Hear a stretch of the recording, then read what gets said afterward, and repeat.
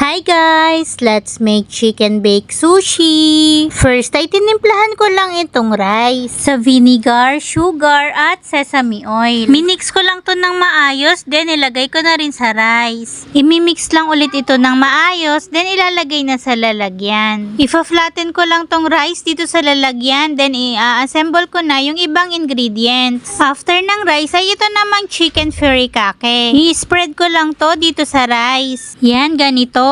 At after ng chicken furikake ay itong scrambled eggs. At next ay itong chicken. Nidrain ko lang to at nilagyan ng mayonnaise at paminta. Pwede rin naman yung nilagang chicken tapos hihimayin. Nag-add ulit ako ng chicken furikake after ng chicken mayonnaise. At para may konting sipa ay naglagay ako ng konting sriracha. Then ibibake ito for 15 minutes sa preheated oven. After 15 minutes, luto na.